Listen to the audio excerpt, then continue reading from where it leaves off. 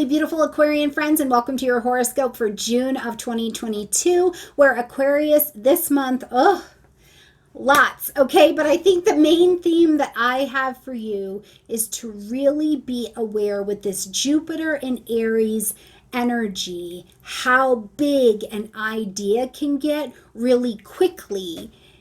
And I want you to have these big ideas. I want you to go out there and run with them. But also, you've got Saturn in your sign. So you're having to actually step back from the big idea, step into your own wisdom and say, can I actually fulfill the task, the role, the request that is being made of me? And how will that impact my daily routine? So this is really a month where I actually feel like there's a bit of a pressure release as well, because Mercury will be coming out of retrograde, which will help make some decisions. It just helps with some clarity of decisions. And Saturn will step retrograde in your sign. And so instead of that forward motion of pressing you to expand and step into your expertise and level up, now Saturn's just going back over everything it's shown you already, and you're getting to apply what you've learned to really develop that wisdom and take your next step up, whether that be you're now known as an elder in one of your circles, or you are having to take a leadership role in one way or another. Saturn's retrograde and relieving a little bit of that pressure on you, I think, is a welcome break as well. Then we'll also have Neptune stepping into its retrograde all the way until December, giving you a little bit of space around your money as well, and around your value and where you feel valuable. The nice part about that Neptune retrograde is that you're going to get really solidly in the reality, not just with the feelings and the head, you're very in the air, but what's really on the ground as well. So lots going on, plenty to dig into. I want to remind you, as you're listening to this horoscope, whether it's in May, June, July, 10 years from now, whatever it looks like, put your head where your hands are today. If you feel like you don't know what to do next, put your head where your hands are. Focus on what absolutely needs to get done around you, and that'll recenter you in the present, okay? Also, keep in mind, please, Aquarius, that if you are looking to follow the YouTube Academy Year 2, that you can check the community tab of this page to see what's coming up in your ongoing classes, what's coming next. There's also a link on my website at stormiegrace.com that'll show you exactly where we're going and how you can participate, okay? All right, Aquarius, let's jump in here. Right at the beginning of the month, we've got Mercury coming out of retrograde on the 3rd at 26 degrees of Taurus. Now, keep in mind that between 26 degrees of Taurus and 4 degrees of Gemini, this is still, we've been looking at this. This is not new. You have new perspective, maybe new clarity, maybe new answers to these old scenarios that have been on your table. But what you're looking at and dealing with, especially at home, is not new.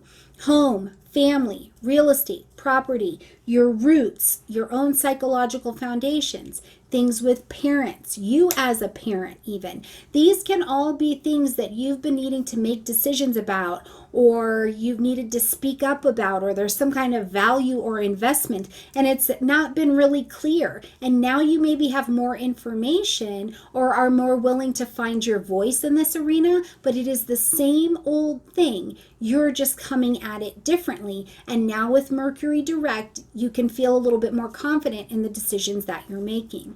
Now on the 4th, we'll see Saturn step into that retrograde right there in your sign at 25 degrees of Aquarius, okay? And it's going to back up to 18 degrees of Aquarius. So when you check your chart, what's happening between 25 and 18 degrees, this is where you really want to watch. But essentially what you want to know is, with this happening in your sign, some of these rough edges and some of this immaturity has been being rubbed off of you. It hasn't even been being rubbed. In some places it's been gently rubbed and, just crafted down to something delicious. And in other ways, you have been forced into the grow up bucket really fast, it can feel like, or maybe not fast, but in a really tight squeeze kind of way. Or maybe you have been being a brilliant adult and you are being asked to take a leadership role, or come up in public, or show up in your relationships, or take a different role, some way like that. You have come up because some pressure has been put on your hiney. And now with Saturn in its retrograde, you get to demonstrate your mastery at this particular time. So it's very much so, I think we're going to see you on the stage of your life in a different way, Aquarius, and good on you. On the 13th, we see Mercury sliding back into the energy of Gemini. Now, this is going to light up that 5th house space, okay? So children, self-expression, taking a risk, conception of things, pleasure, joy, all of these things come back to the table. And you as a child, I also think that's really important to consider. You as a child and something that you maybe are having to say, you're having to do, you're having to deal with. I just told you, we've gone back over this domestic zone and you are being asked to step up and come out in some way. And now we've got this other energy that again needs your voice in some capacity. Are you having to speak up for a child? Are you having to be the child that speaks up? What's happening in this particular arena? But Mercury in Gemini is very comfortable to do so, but you're still speaking to old issues with new perspective. Now on the 14th, okay, we've got a full moon happening at 23 degrees of Sagittarius. This is going to light up your 11th house space. So friends, social organizations, your ambitions, your desires, the pleasures that you have for yourself, what you're even kind of interested in, groupings that you're already attached to, right?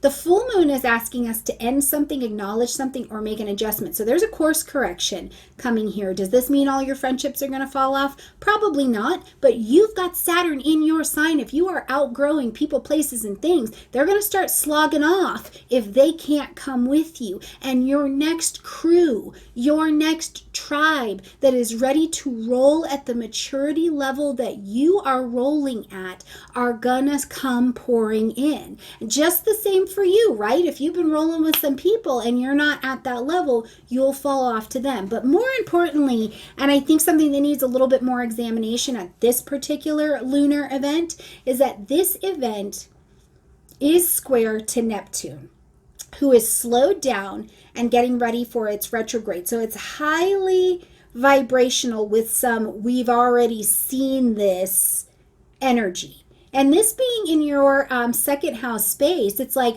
I've already done some gymnastics with my money or my values or my what I find to be valuable. So Neptune and the moon being in square, you're being presented one piece of information, but there's a whole other piece of information that is not necessarily clear or true, or it's misguided, or there's an omission in some way, shape, or form. I'm not saying it's purposeful, it's terrible, and it's the end of the world, but it is a lack of clarity. And because this has to do with your money and your values, I would tell you to be very, very mindful with your friends, your groupings, donating to charity, investing in that new social media, whatever. If you are not absolutely clear as to where, why, and how you're going to use that, be mindful, ask a lot of questions, and even better than that, dig into that Saturn that's in your sign. Dig into the wisdom you have developed, because fear will say, I've got to do this right now. I have to step into my leadership role like this right now. Faith, some kind of trust in the universe will say, I've got some questions before I become the leader of this circus. You know, like what's going on? What are we trying to get to? So you want to give space to remove as much deception, whatever form it's coming in, from your table, okay? On the 21st, we're going to see the sun move into the energy of Cancer, lighting up your 6th house space, so daily routines. Right now, this is about bringing the sun into a space of nurturing. You know, are you safe? Do you feel nurtured? Do you feel loved? Do you feel secure?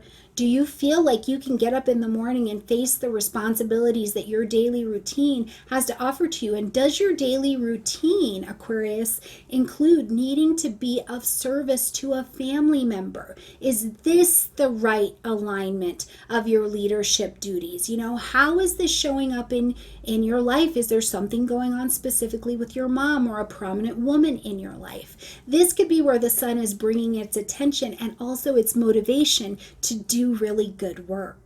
On the 22nd, Venus pulls into Gemini. Oh, Venus, a nice magnetizing energy. So some joy, some pleasure.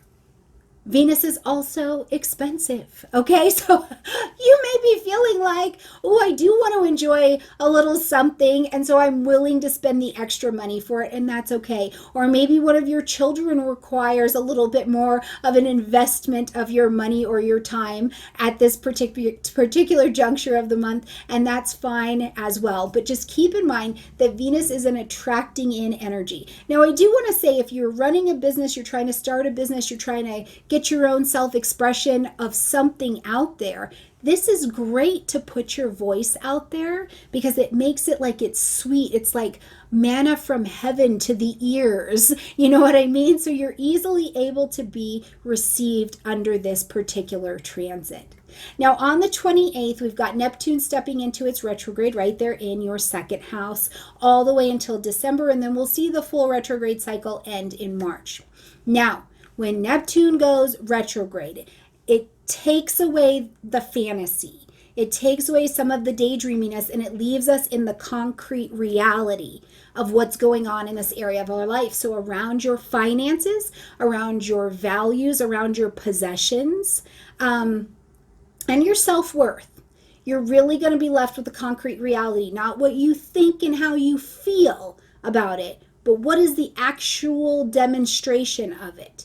Right? You may be calling and manifesting money in, and if you've been doing that for 6 months and you don't have more money, you have to look at that practice. You have to look at this area of life. It's a very concrete reality check. And what is great about it is that, first of all, it can let you down.